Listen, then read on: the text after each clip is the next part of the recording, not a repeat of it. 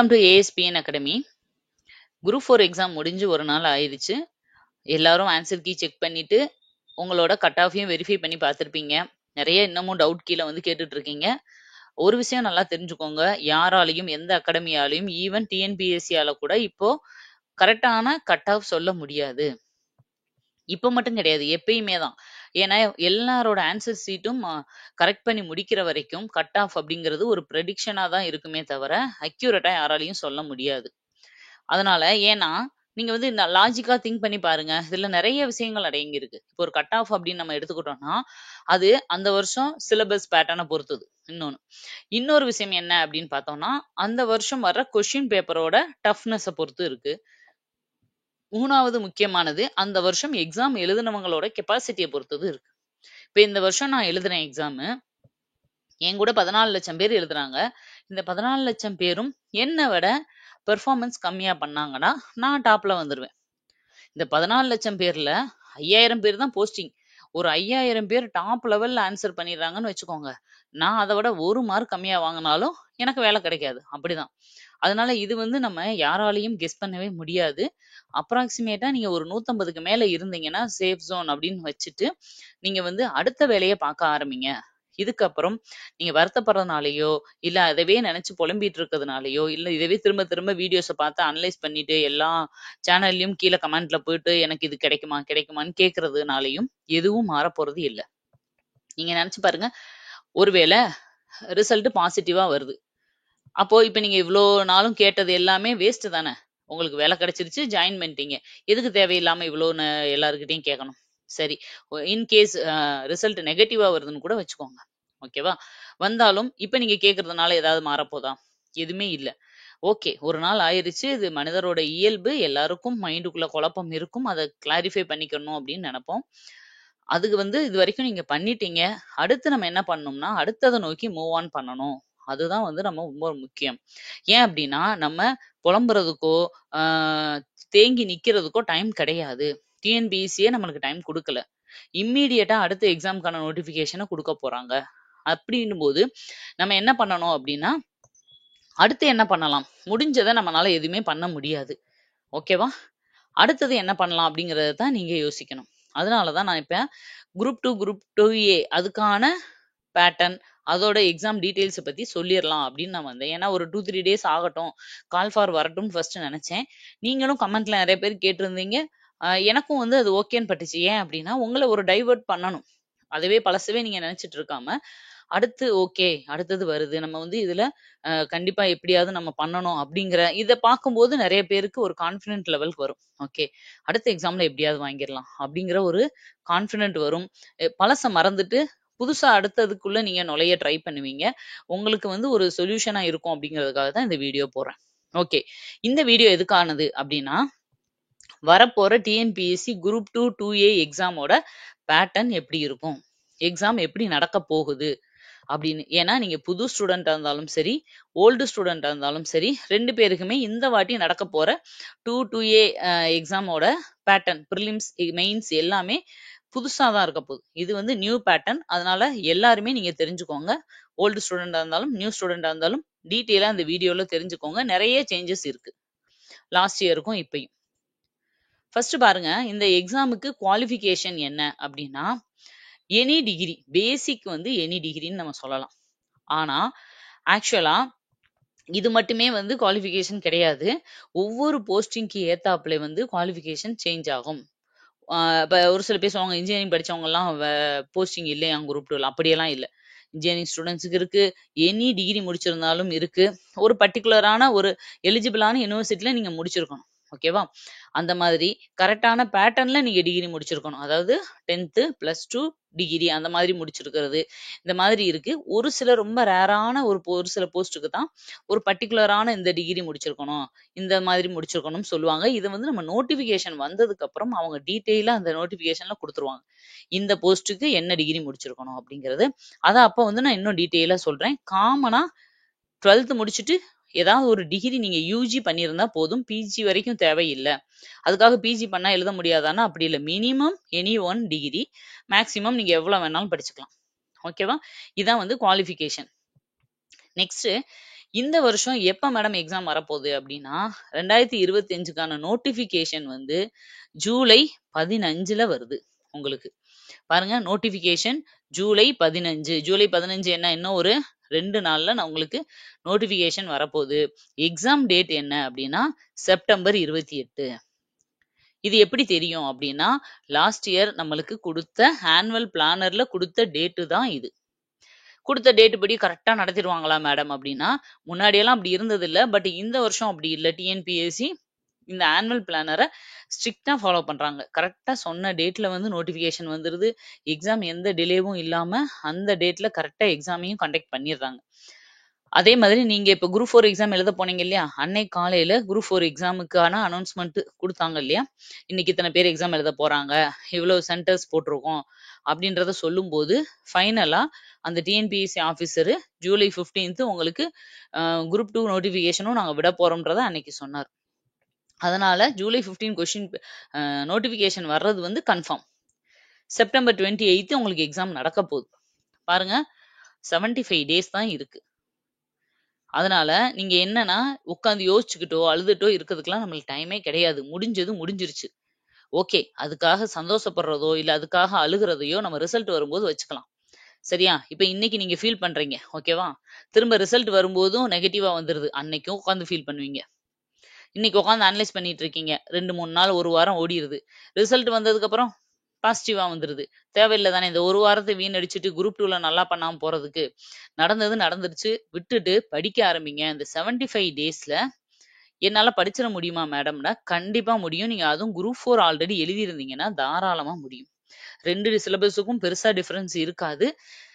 சிலபஸை பத்தியும் study plan where to study எங்கெல்லாம் படிக்கணுன்றதை பத்தி டீட்டெயிலா ஒரு வீடியோ நான் இதுக்கு அடுத்து கொடுக்குறேன் உங்களுக்கு நாளைக்கு.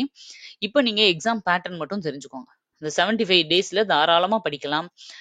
குரூப் 4ல இருந்து கொஞ்சம் தான் ஆல்ரெடி நீங்க படிச்சதை இந்த 75 டேஸ்ல எதெல்லாம் கொஞ்சம் சரியா படிக்காம இருந்தீங்களோ அதை மட்டும் இன்னும் கொஞ்சம் டீப்பா படிச்சுட்டு ரிவிஷன் பண்ணிட்டு போனீங்கனாலே போதும். ப்ரிலிம்ஸ் ஈஸியா கிளியர் பண்ணிடலாம். இதுல ப்ரிலிம்ஸ்ல நீங்க ஒரு 150 பிளஸ் எடுத்தாலே ஓரளவு சேஃப் ஜோன் ஆயிருவீங்க. ஓகேவா? முன்னாடி எல்லாம் 160 பிளஸ் இருந்துச்சு. இப்ப இருக்கிற பேட்டர்ன்லாம் பார்க்கும்போது கொஞ்சம் கொஸ்டின் வந்து மீடியமா ரொம்ப ஹார்டா வரும்னு சொல்லல, மாடரேட்டா தான் வர்றதுக்கு சான்சஸ் இருக்கு. ஒரு 150 பிளஸ் எடுத்துட்டாலே நீங்க ப்ரிலிம்ஸ்ல வந்து தாராளமா பாஸ் பண்ணிடலாம். சேஃபா வந்து நீங்க மெயின்ஸுக்கு ப்ரிப்பேர் பண்ண ஆரம்பிச்சிடலாம். ஏன் அப்படின்னா குரூப் 4லாம் நீங்க வந்து ப்ரிலிம்ஸ் முடிச்ச உடனே உங்களுக்கு டைரக்டா போஸ்டிங் தான். அதனால நீங்க வந்து கட் ஆஃப் வந்து பார்த்துட்டு வருமா வராட்டினா என்ன டிசைட் பண்ணாலும் ப்ராப்ளம் இல்லை. ஆனா குரூப் 2ல அப்படி கிடையாது. நீங்க வந்து ஒரு நல்ல கன்ஃபார்மான சேஃப் ஜோன்ல இருக்கீங்கன்னு தெரிஞ்சா மட்டும்தான் அடுத்து குரூப் 2 மெயின்ஸுக்கு ப்ரிப்பேர் பண்ண ஆரம்பிக்க முடியும். இல்லாட்டி ரிசல்ட் வரட்டும்னு உட்கார்ற மாதிரி இருந்துச்சுன்னா மதில் மேல் போனேன்னு சொல்லுவாங்கல்ல, அப்படி 50-50 சான்ஸ்ல நீங்க இருந்தீங்கன்னா குரூப் 2 ப்ரிப்பேர் பண்றதானும் தெரியாது, வேணாமானும் தெரியாது. கடைசி நேரத்துல ரிசல்ட்ல பாசிட்டிவா வந்துடும். ஐயோ டைம் இல்லையேன்னு அதுக்கப்புறம் ஓடி போய் படிக்கணும். இப்போ இதெல்லாம் அவாய்ட் பண்ணோம் அப்படின்னா நல்ல ஒரு சேஃப் ஜோனான மார்க் வாங்குற மாதிரி நீங்க படிச்சு வச்சுக்கிறது நல்லது. ஓகே, நெக்ஸ்ட் இதுக்கான ஏஜ் லிமிட் என்ன அப்படின்னா மினிமம் வந்து 18. ஒரு சிலதுக்குலாம் 18 கூட போதும்னு சொல்லியிருப்பாங்க. மினிமம் 21, அதாவது ஒரு டிகிரி முடிக்கும் போது உங்களுக்கு 20-21 வயசு ஆயிரும் ஆக்சுவலா. ஆனா ஒரு சில போஸ்ட்டுக்குலாம் 18 கூட சொல்லியிருப்பாங்க. இதெல்லாமே நம்ம நோட்டிபிகேஷன் வந்ததுக்கு அப்புறம் பார்க்கலாம். மேக்சிமம் வந்து ஜென்ரல் கேட்டகரிக்கு மட்டும் ஒரு சிலருக்கு 32, ஒரு சிலருக்கு 42ன்னு கொடுத்துருப்பாங்க. மற்றபடி மற்ற எல்லாருக்கும் ரிட்டையர்மெண்ட் வரைக்கும் 60 வயசு வரைக்கும் நீங்க எக்ஸாம் எழுதிக்கலாம். அதாவது இப்போ வருது இல்லையா ஜூலை 1ஆம் தேதி, ஜூலை 1ஆம் தேதி உங்களுக்கு வந்து அந்த ஏஜ் முடிஞ்சிருக்க கூடாது அப்படின்ற மாதிரி கொடுப்பாங்க. நீங்க வந்து இதையும் நம்ம நோட்டிபிகேஷன் வந்ததுக்கு அப்புறம் பார்ப்போம். அந்த நோட்டிபிகேஷன்ல தெளிவா கொடுத்துருப்பாங்க. ஒவ்வொரு வேகன்சிக்கும் ஒவ்வொரு போஸ்ட்டுக்கும் மினிமம் ஏஜ் எவ்வளவு இருக்கணும், மேக்சிமம் எவ்வளவு இருக்கணும், என்னென்ன கம்யூனிட்டிக்கு என்னென்ன அப்படின்றது கொடுப்பாங்க. மேக்சிமம் நிறைய பேருக்கு இதுல வந்து ஏஜ் லிமிட் இருக்காது, எவ்வளவு வேணாலும் எழுதிக்கலான்ற மாதிரி இருக்கும். நான் அந்த இதையும் உங்களுக்கு வந்து ஏஜ் லிமிட்டையும் எந்தெந்த போஸ்டிங்க்கு என்னென்ன டிகிரின்றதையும் உங்களுக்கு நான் வந்து கால் ஃபார் வந்ததுக்கு அப்புறம் உங்களுக்கு டீட்டெயிலா எக்ஸ்பிளைன் பண்ணிடுறேன். ஓகே, அடுத்து நெக்ஸ்ட் வேகன்சியும் இப்ப வரைக்கும் டீட்டெயிலா சொல்லல. ஆனா இதுக்கு முன்னாடி வருஷம் நடந்தது எல்லாத்தையும் வச்சு பார்க்கும்போது அப்ராக்சிமேட்டா ஒரு 2000 3000 வரைக்கும் வேகன்சி வர்றதுக்கான சான்சஸ் நிறைய இருக்கு. அதாவது நான் குரூப் 2 2A ரெண்டுக்கும் சேர்த்து சொல்றேன். 2000 3000 வரைக்கும் வேகன்சி வர்றதுக்கான வாய்ப்பு இருக்கு, ரெண்டுக்கும் சேர்த்து.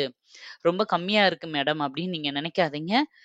3000 வேகன்சின்றது நல்ல வேகன்சி தான். 2000 to 3000ன்றது குரூப் 2ல நல்ல வேகன்சி தான். இதுக்கு முன்னாடி எல்லாம் கூட அவ்வளவு வரல. லாஸ்ட் இயர் கூட 2300 சம்திங் தான் வந்தது. இது ஒரு நல்ல வேகன்சி தான் குரூப் 2 பொறுத்த வரைக்கும். ஆனா நீங்க என்ன நினைக்கணும் அப்படின்னா, எனக்கு தேவை ஒரு போஸ்ட். ஓகேவா? அதனால எத்தனை போஸ்டிங் இருந்தாலும் வருத்தப்படாதீங்க. இன்னொரு என்னன்னா, கண்டிப்பா எலெக்ஷன்லாம் வரப்போகுது அப்படிங்கிறதுனால நம்மளுக்கு வந்து ரேங்க் வந்து மெயின்ஸ் முடிஞ்சு இப்படிலாம் வரும்போது நம்மளுக்கு எலெக்ஷன்லாம் கிராஸ் பண்ணி வரும்போது என்ன ஆகும்னா, கண்டிப்பா வேகன்சி இன்க்ரீஸ் ஆகும். அதுவும் இது என்னன்னா நம்ம ப்ரிலிம்ஸ் தான் இப்ப நம்ம எழுத போறோம். ரெண்டுக்குமே குரூப் 2 2A ரெண்டுக்குமே மெயின்ஸ் இருக்க போகுது. இதோட ரிசல்ட் வந்து மெயின்ஸுக்கு கால் ஃபார் விட்டு திரும்ப மெயின்ஸ் எழுதி அதோட ரிசல்ட் வந்து அதுக்கப்புறம் கவுன்சிலிங் கூப்பிட்டு போஸ்டிங் போடுறதுக்கு கண்டிப்பா டைம் ஜாஸ்தி எடுக்கும். டக்கு டக்கு டக்குன்னு வச்சா கூட 1.5 வருஷம் ஆயிரும். கொஞ்சம் டிலே ஆனா 2 வருஷத்துக்கு மேல ஆயிரும். அப்போ அதுக்குள்ள வேகன்சி கண்டிப்பா ரொம்ப ரொம்ப ஜாஸ்தியா ஆகும். அதனால நீங்க முன்னாடி வேகன்சியை பார்த்து கன்ஃபியூஸ் ஆகாம கம்மி தான் இருக்கு, இதுக்கு போய் நீ படிக்காட்டினா அப்படிலாம் விட்டுறாதீங்க. கண்டிப்பா எல்லாருமே எக்ஸாம் எழுதணும். குரூப் 4 எக்ஸாம் அதுவும் ஆல்ரெடி எழுதுனவங்க யாரெல்லாம் இருக்கீங்களோ அவங்கெல்லாம் டிகிரி குவாலிஃபிகேஷன் நீங்க இருக்குன்னா கண்டிப்பா கண்டிப்பா இந்த குரூப் 2 நீங்க எழுதவே ஆகணும். ஏன்னா உங்களுக்கு தான் இது ரொம்ப ஈஸியானதா இருக்கும். ஓகேவா? ஏன்னா ஜென்ரல் தமிழ் வந்து இதுல இருக்கும். ஆனா ஜென்ரல் இங்கிலீஷ் படிக்கிறவங்க எல்லாம் ஆல்ரெடி குரூப் 2க்கு படிக்க ஆரம்பிச்சிட்டாங்க. ஏன்னா அவங்க குரூப் 4க்கு படிக்கல. ஆல்ரெடி ரொம்ப நாளா குரூப் 2க்கு படிச்சுட்டு இருக்காங்க. நீங்க வந்து அப்ப நாங்க என்ன மேடம் இப்ப வந்து குரூப் 2 படிக்கிறோமே, அப்ப எங்களால படிக்க முடியுமா ஜெனரல் தமிழ் படிச்சவங்க அப்படின்னு கேட்டீங்கன்னா, நீங்க வந்து இப்ப படிக்கிறீங்கன்ற அர்த்தமே கிடையாது. ஆக்சுவலா நீங்களும் அப்ப இருந்து தான் படிச்சிருக்கீங்க. இப்ப வந்து என்ன பண்ண போறீங்கன்னா, படிச்சத நல்லா ரிவிஷன் பண்ணிட்டு போறீங்க. எது எதுலலாம் மிஸ்டேக் பண்ணீங்கன்னு ஒரு எக்ஸ்பீரியன்ஸும் கிடைச்சிருச்சு உங்களுக்கு. அத வச்சு இன்னும் நல்லா பெட்டரா பெர்ஃபார்ம் பண்ண போறீங்க. அப்ப 2 பேரும் ஈக்குவல் தான். ஜெனரல் இங்கிலீஷ், ஜெனரல் தமிழ்ன்னு குழப்பாதீங்க. சரியா? 2 பேரும் இதுல ஈக்குவல் தான். நெக்ஸ்ட் எக்ஸாம் பேட்டர்ன் பாருங்க. எக்ஸாம் பேட்டர்ன்ல ஃபர்ஸ்ட் பிரிமினரி எக்ஸாம் வந்து சிங்கிள் பேப்பரா நடக்கும். சிங்கிள் பேப்பர் ஃபார் போத், 2 பேருக்குமே. குரூப் 2 2A 2 பேருக்கும் ஒரே நாள்ல ஒரே மாதிரி எக்ஸாம் ஹால் போட்டு பிரிலிம்ஸ் ஒரே கொஸ்டின் பேப்பர் வந்து உங்களுக்கு கொடுத்து எக்ஸாம் வைப்பாங்க. புரியுதா? பிரிலிம்ஸ் 2 பேருக்கும் ஒரே பேப்பர் தான், சேம் கொஸ்டின் சேம் டேல நடக்கும். இந்த கொஸ்டின் பேப்பர்ல வர்ற மார்க்கை வச்சு இப்போ ஃபார் எக்ஸாம்பிள் இப்ப குரூப் 2க்கு வந்து ஒரு 200 போஸ்ட் வேக்கன்ட் இருக்குன்னு வச்சுக்கோங்க. ஓகேவா?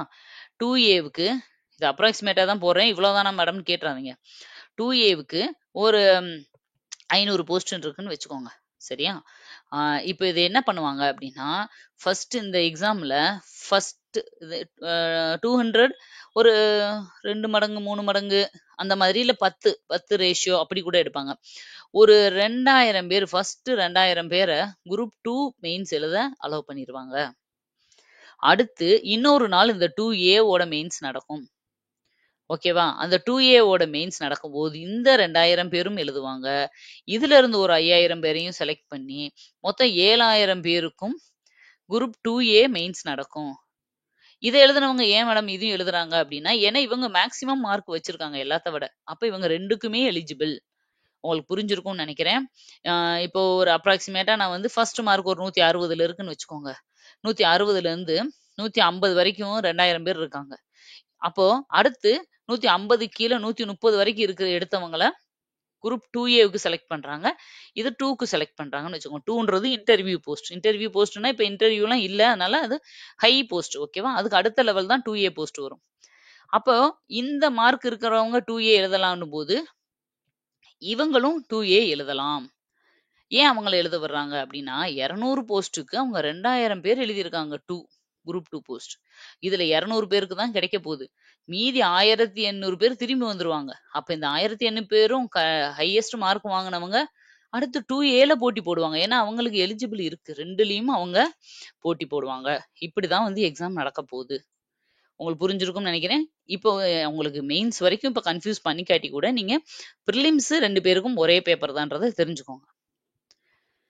நெக்ஸ்ட் பாருங்க, பிரிலிம்ஸ் எக்ஸாம் அதுல எவ்வளவு மார்க் இருக்கும், எவ்வளவு கொஸ்டின்ஸ் இருக்கும் அப்படிங்கிறது. ஃபர்ஸ்ட் ப்ரிலிமினரில நம்ம குரூப் 4ல எழுதுன மாதிரியே தான், வேற எந்த சேஞ்சஸும் இல்ல. ஒண்ணே ஒண்ணு என்ன அப்படின்னா, இதுல ஜெனரல் இங்கிலீஷும் இருக்கும். குரூப் 4க்கு ஜெனரல் தமிழ் மட்டும்தான். குரூப் 2ல ஜெனரல் இங்கிலீஷும் இருக்கும் 100 மார்க்குக்கு. 100 Qன்றது கொஸ்டின்ஸ். 100 மார்க் இல்ல 100 கொஸ்டின்ஸ் இருக்கும். Tamil or English. மேக்ஸ்ல 25 கொஸ்டின்ஸ், ஜெனரல் ஸ்டடீஸ்ல 75 கொஸ்டின், டோட்டலா 200 கொஸ்டின்ஸ். எப்பயும் போல குரூப் 4ல நீங்க எழுதுன மாதிரியே தான், அதே பேட்டர்ன்ல தான் இருக்கும். ஓகேவா? இதுல எந்த குழப்பமும் இல்ல. இதே மாதிரி தான் 2 பேருக்குமே நடக்கும். இதே பேட்டர்ன் தான் 2 பேருக்கும்.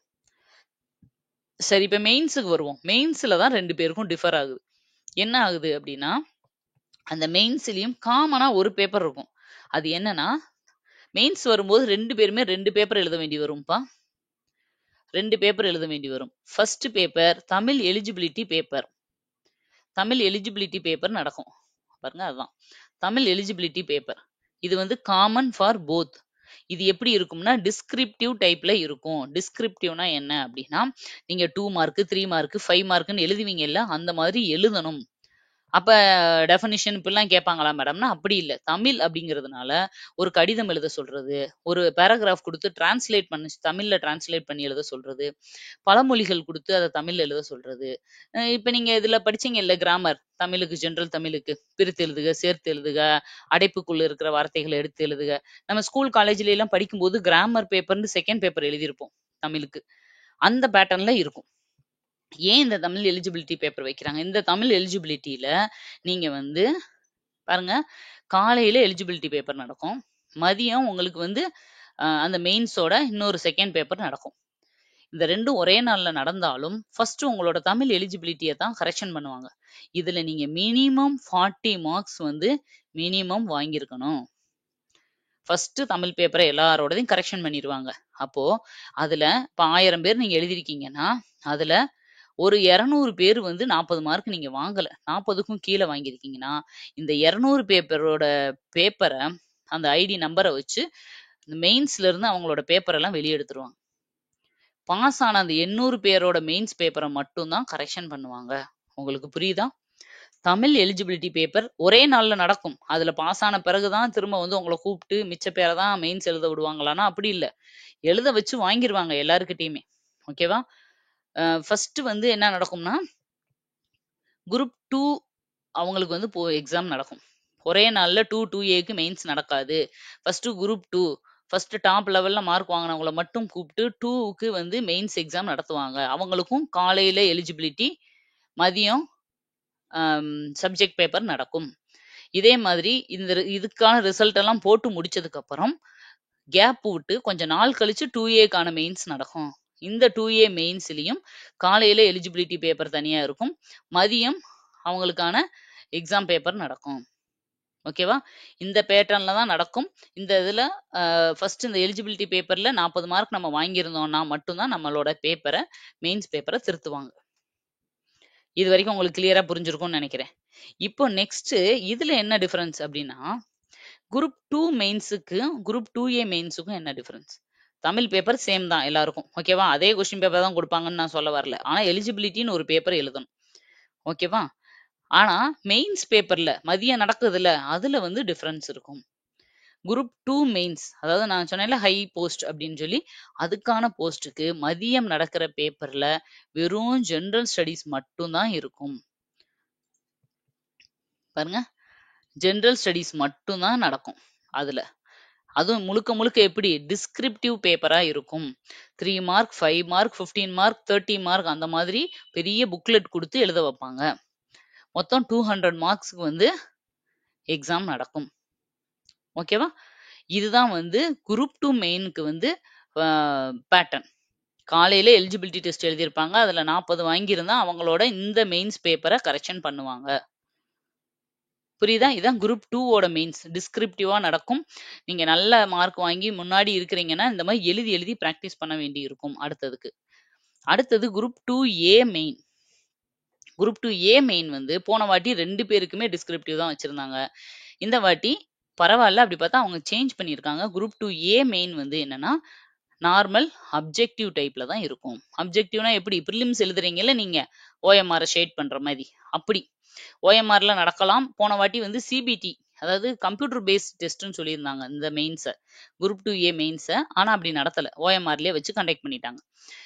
ரெண்டுல ஏதோ அவைலபிலிட்டியை பொறுத்து அவங்க கண்டக்ட் பண்ணுவாங்க. பட் உங்களுக்கு கொஸ்டின் வந்து ஆப்ஷன் கொடுத்து 4 ஆப்ஷன் கொடுத்து அப்ஜெக்டிவ் டைப்பாக தான் நடக்கும். இதுதான் 2 பேருக்குள்ள டிஃபரன்ஸ். ஓகேவா? ஆனா குரூப் 2A மெயினுக்கு அதே மாதிரி 200 கொஸ்டின்ஸ் இருந்தாலும் கொஸ்டினோட அந்த வேரியேஷன் மாறும். தமிழ்ல 60 கொஸ்டின் தான் இருக்கும் குரூப் 2A மெயின்ல. மேக்ஸ்ல 40 கொஸ்டின் இருக்கும். 40மே கொஞ்சம் இந்த லாஜிக்கல் ரீசனிங் மாதிரி இருக்கும் மேக்ஸிமம். ஓகேவா? ரீசனிங் வந்து நீங்க அப்ளை பண்ற மாதிரி இருக்கும். அடுத்து ஜெனரல் ஸ்டடீஸ்ல இருந்து 100 மார்க்குக்கு இருக்கும். இதுதான் முக்கியம். இதை வந்து அப்படியேவும் தமிழையும் ஜிகேவோட ரேஷியோவை மாத்திட்டாங்க மெயின்ஸ் வரும்போது. மொத்தம் 200 கொஸ்டின்ஸ். புரியுதா? 2A ரெண்டுக்கான மெயின்ஸ் பேட்டர்ன் இதுதான். ப்ரிலிம்ஸ் வந்து சேமா எழுதுவீங்க. மெயின்ஸ் போகும்போது உங்களுக்கு 2ஆ பிரிச்சிருவாங்க. ஃபர்ஸ்ட் குரூப் 2க்கு நடக்கும். காலையில எலிஜிபிலிட்டி, மதியம் ஜெனரல் பேப்பர். அந்த ஜெனரல் பேப்பர் டிஸ்கிரிப்டிவா இருக்கும். நீங்க வந்து ஃபுல்லா பேப்பர்ல 3 மார்க், 5 மார்க், 15 மார்க்னு எழுதணும். இது ஒரு நாள். இப்போ 2ஓட ரிசல்ட் எல்லாம் போட்டதுக்கு அப்புறம் அதுக்கு அடுத்த மார்க்ல இருக்கிறவங்கள 2Aவுக்கு கூப்பிடுவாங்க. அந்த 2ல இருந்து திரும்பி வந்தவங்களும் இந்த 2Aக்கு செலக்ட் ஆனவங்களும் சேர்த்து நீங்க வந்து 2A மெயின்ஸ் எழுதுவீங்க. அது அப்ஜெக்டிவ் டைப்பு. அதுக்கு தனி சிலபஸ், தனி பேட்டர்ன். மேக்ஸிமம் அந்த பழைய சிலபஸ்ல இருக்கிறதே தான் ரிப்பீட் ஆகுற மாதிரி இருக்கும். பட் பேட்டர்ன் கொஞ்சம் வேற. தமிழ்ல 60 மார்க், மேக்ஸ்ல 40 மார்க், ஜெனரல் ஸ்டடீஸ்ல 100 மார்க்னு அதிகமா வச்சிருப்பாங்க. இதுதான் இந்த வருஷம் பேட்டர்ன் கொடுத்துருக்காங்க. இப்படிதான் வரப்போகுது. அது எதுக்கு மேடம் இந்த எலிஜிபிலிட்டி பேப்பர்னு ஒண்ணு 40 மார்க்? இப்போ நாங்க ஜெனரல் இங்கிலீஷ் ஸ்டூடெண்ட்ஸ் எல்லாம் எங்களால வாங்க முடியுமா அப்படின்னு கேட்டீங்கன்னா தாராளமா வாங்க முடியும்.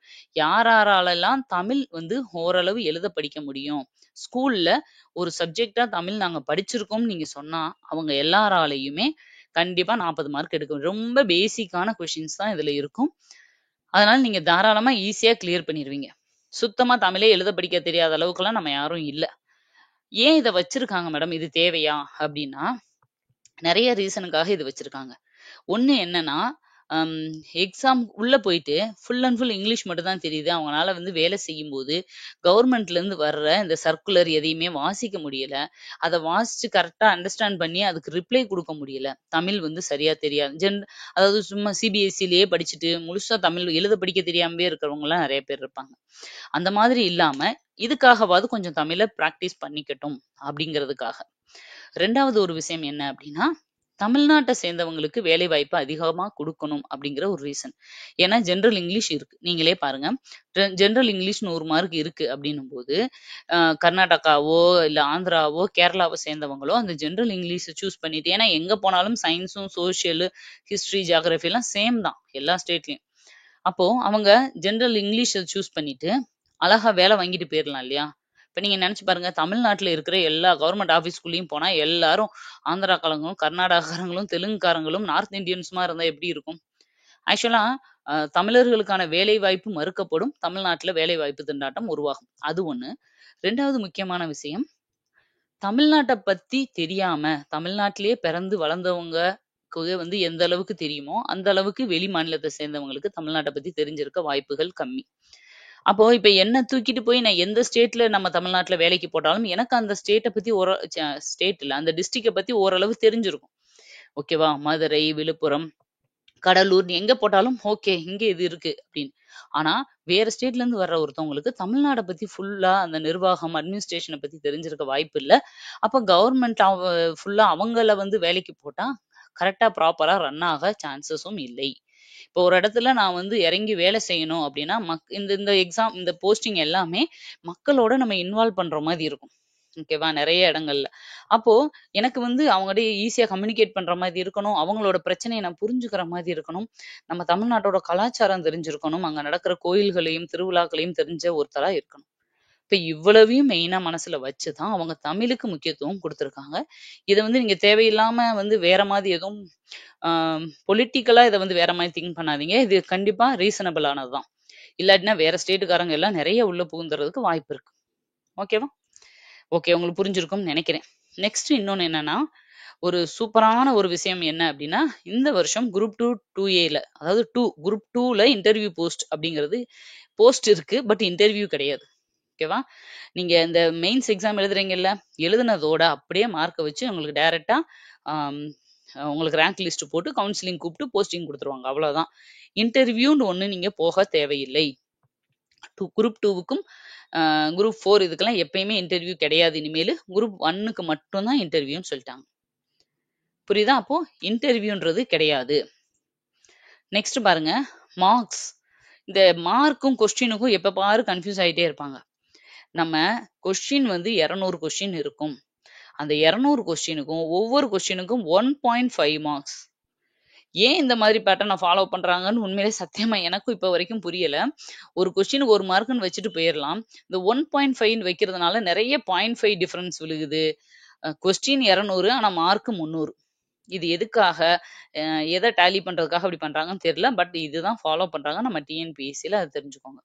கொஸ்டின்ஸ் 200 இருக்கும். உங்களுக்கு வர்ற மார்க் வந்து 300க்கு இருக்கும். 176ன்னு போட்டிருப்பாங்க. ஐயோ நான் 176 மார்க்கான்னு நினைச்சிடாதீங்க. இது 300க்கு. ஓகேவா? அதனால நீங்க வந்து நல்லா புரிஞ்சுக்கோங்க.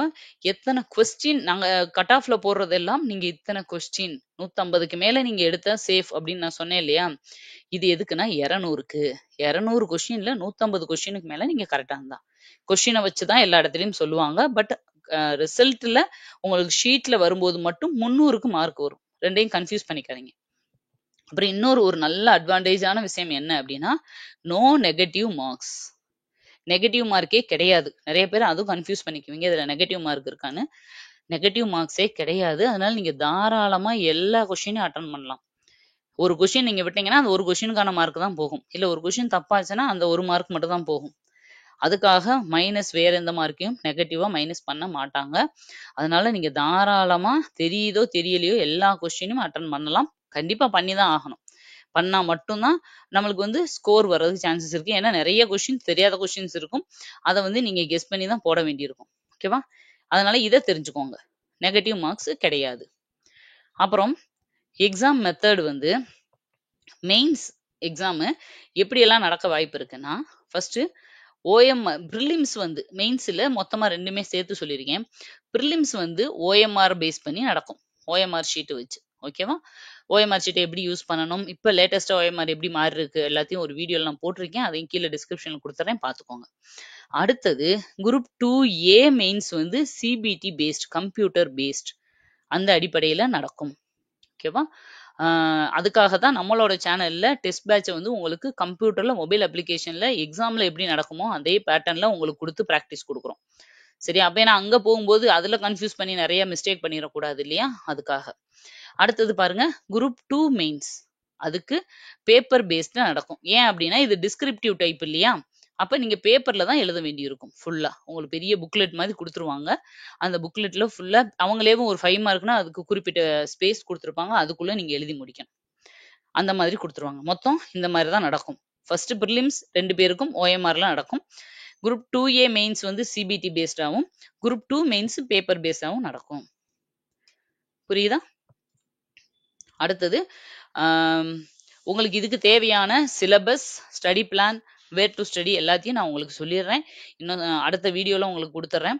எக்ஸாமுக்கு இன்னும் 75 டேஸ் தான் இருக்கு. ஆல்ரெடி படிச்சவங்க தாராளமா வந்து நீங்க ரிவிஷன் பண்ண ஆரம்பிக்கலாம். ஓஎம்ஆர் ப்ராக்டிஸ், இதுக்கப்புறம் எவ்வளவு டெஸ்ட் ப்ராக்டிஸ் போட முடியுமோ போடுங்க. புதுசா படிக்கிறவங்க இப்பதான் நான் ஸ்டார்ட் பண்ண போறேன், என்னால முடியுமா அப்படின்னா 75 டேஸ் இருக்கு. மேக்சிமம் உங்களால எவ்வளவு எஃபர்ட் போட முடியுமோ எஃபோர்ட் போட்டு படிக்க ட்ரை பண்ணுங்க. கண்டிப்பா வாங்குறதுக்கான வாய்ப்புகள் நிறைய இருக்கு. ஏன் அப்படின்னா 1 மந்த்துக்குள்ளேயே புதுசா படிக்கிறவங்க எதை மட்டும் ஃபோக்கஸ் பண்ணி படிச்சா பாஸ் பண்ண முடியும் அப்படிங்கிறத நான் ஒரு வீடியோல கொடுத்துருக்கேன். ஒரு 40-50 டேஸ் இருந்தாலே அதை படிக்க முடியும். அந்த மாதிரி ஃபாலோ பண்ணி நீங்க படிச்சீங்கன்னா, படிச்சுட்டு நீங்க மிச்சம் இருக்க நல்ல ரிவிஷனை முடிச்சுட்டு நீங்க எக்ஸாம் போகலாம். தாராளமா சான்சஸ் நிறைய இருக்கு. அந்த வீடியோவையும் உங்களுக்கு நான் கீழே டிஸ்கிரிப்ஷன்ல கொடுத்துட்றேன், செக் பண்ணிக்கோங்க. அப்புறம் நம்மளோட சேனல்ல டிஎன்பிஎஸ்சி குரூப் 2க்கு டெஸ்ட் பேட்ச் வந்து கால் ஃபார் வந்த உடனே உங்களுக்கு நான் அனௌன்ஸ்மெண்ட் கொடுத்துட்றேன். ரொம்ப மினிமமான அமௌண்ட்ல தான் ஸ்டார்ட் பண்றோம். எல்லாருக்குமே ஈஸியா அஃபோர்டபுளா இருக்கிற மாதிரி தான் நாங்கள் ஸ்டார்ட் பண்றோம். சரியா? அதனால அதுக்கான டீட்டெயில வந்து நான் கால் ஃபார் வந்த உடனே உங்களுக்கு நான் கொடுத்துட்றேன். உங்களுக்கு தேவையான மெட்டீரியல்ஸ் எல்லாமே உங்களுக்கு ப்ரொவைட் பண்ணுவோம். அது வந்து அதுவும் மினிமமான அமௌண்ட்ல உங்களுக்கு சாஃப்ட் காப்பியா வேணும்னாலும் சரி, ஹார்ட் காப்பியா வேணும்னாலும் உங்க கைக்கு குடுக்குற மாதிரி. அது மாதிரி டெஸ்ட் எல்லாமே உங்க மொபைல்ல நீங்க இருக்கிற இடத்துல நீங்க வந்து டெஸ்ட் ஒரு ஜாப்ல இருப்பீங்க, ஒரு டிராவல்ல இருக்க வேண்டியிருக்கும். டெய்லியும் ஜாபுக்காக போயிட்டு வர நேரம் நிறைய ஸ்பெண்ட் பண்ண வேண்டியிருக்கும். இல்ல ஹவுஸ் ஒய்ஃப் வந்து இந்த மாதிரி நீங்க வந்து உட்காந்து டெஸ்ட்டா பிராக்டிஸ் பண்ணும்போது கண்டிப்பா கஷ்டமா இருக்கும். டைம் நிறைய ஸ்பெண்ட் பண்ணுவீங்க. உங்களுக்கு மொபைல்லன்னும் போது டக்கு டக்குன்னு கிளிக் பண்ணிட்டு நீங்க வந்து சப்மிட் குடுத்த உடனே உங்களுக்கு ரிசல்ட் தெரிஞ்சிரும். இல்லன்னா நீங்க தனியா டெஸ்ட் எழுதுனா எப்படி இருக்கும்னா, டெஸ்ட்ட வந்து ஃபர்ஸ்ட் எழுதி முடிச்சுட்டு, திரும்ப அதுக்கான ஆன்ஸர் கீ எடுத்து வச்சு ஏ, பின்னு செக் பண்ணிட்டு, அப்புறம் ஸ்கோர் எல்லாம் கூட்டி பார்த்துட்டு எவ்வளோ வருதுன்னு பார்த்துட்டு, அப்புறம் அதுல எந்தெந்த கொஸ்டின்லாம் தப்பு பண்ணோம் அப்படிங்கிறத பார்த்து, அந்த தப்பான கொஸ்டினுக்கு ஆன்ஸர கரெக்ட் பண்ணி மனப்பாடம் பண்ணணும். இவ்வளவும் பண்ணி பிடிக்கும்போது ஒரு ஒரு டெஸ்ட்டுக்கே 3 ஹவர்ஸ் எடுத்துரும் ஒரு நாளைக்கு. ஆனா நம்ம மொபைல்ல வந்து ஆப்ல வந்து நீங்க டெஸ்ட் அட்டெண்ட் பண்ணும்போது உங்களுக்கு என்ன அட்வான்டேஜ் அப்படின்னா, ஒண்ணு சிபிடி பேஸ்டு எக்ஸாமுக்கு ஒரு பிராக்டிஸாவும் இருக்கும். 2வது நீங்க ஒரு ஆன்ஸர கிளிக் பண்ணும்போது 4 ஆப்ஷன் இருக்கும். ஒரு ஆன்ஸர கிளிக் பண்ணும்போதே உங்களுக்கு ஆன்ஸர் கரெக்ட் அப்படின்னு கீழ காமிக்கும். தப்பா இருந்தா answer wrong, correct answer is B அப்படின்னு குடுத்துரும். அங்கேயே ஆன்ஸர வந்து மார்க் பண்ணி குடுத்துரும். அப்ப அந்த இடத்திலேயே சரியான ஆன்ஸர் எதுன்றத நீங்க படிச்சிடுறீங்க. ஓ! இதுக்கு இதான் ஆன்ஸரா? நான் தப்பா பண்ணிட்டேன். ஓகே. அப்ப மைண்ட்ல அப்படியே நின்றும். கடைசியில எக்ஸாம் எழுதி முடிச்சோனே, அதுவே உங்களோட டோட்டல் ஸ்கோர காமிச்சுரும். நீங்க உட்காந்து கூட்டி எது கரெக்ட், தப்புன்னு கரெக்ஷன் பண்ண வேண்டிய அவசியமே இல்ல. அப்போ ஒரு எக்ஸாம் முடியும்போது, உங்களுக்கு அந்த 100 கொஸ்டின் நாங்க குடுக்குறோம்னா, அந்த 100 கொஸ்டினுக்கான தெரியாத கொஸ்டினுக்கான ஆன்ஸரையும் அங்கேயே படிச்சுட்டே நீங்க வந்துடுறீங்க. அதே மாதிரி முடிஞ்ச உடனே மொத்த ஸ்கோரும் உங்களுக்கு கிடைச்சிருது கையில. ஓகேவா? இந்த மாதிரி தான் டெஸ்ட் கண்டக்ட் பண்ண போறோம். இன்னும் நெறைய ஃபீச்சர்ஸ் இதுல ஆட் பண்ணலான்னு இருக்கோம். அதுக்கான வேலைகள் வந்து நடந்துட்டு இருக்கு. ஒன்ஸ் கால் ஃபார் வரட்டும். வந்த உடனே டீட்டெயிலா அது எப்படி இருக்கும்? என்ன ரன் பண்ண போறோம்? எல்லாத்தையும் உங்களுக்கு நான் சொல்றேன். அதுவரைக்கும் நம்ம சேனல வந்து கன்டினியூஸா ஃபாலோ பண்ணிட்டு இருங்க. உங்களுக்கு தேவையான எல்லா இப்ப வந்து மாறி இருக்கு இல்லையா நெறைய. ஆல்ரெடி குடுத்துருக்கேன் நானு. பட் இருந்தாலும் இப்ப இருக்கிற கொஸ்டின் பேப்பர பார்க்கும்போது இன்னும் நெறைய எக்ஸ்ட்ராவா உங்களுக்கு மெட்டீரியல்ஸ் வந்து ப்ரிப்பேர் பண்ணி குடுக்க வேண்டியிருக்கு. அது எல்லாமே நாங்க ரெடி பண்ணி குடுத்துடுறோம். நம்ம சேனலோட எப்பயும் கனெக்டடா இருங்க. உங்களுக்கு தேவையான எல்லாத்தையும் குடுக்க வேண்டியது எங்களோட கடமை. ஓகே மறுபடியும் இந்த இதுக்கான சிலபஸ், ஸ்டடி பிளான், வேர் டூ ஸ்டடி இது எல்லாத்தையும் சேர்த்து ஒரு வீடியோவா அடுத்த வீடியோல உங்கள மீட் பண்றேன். Thank you. பை.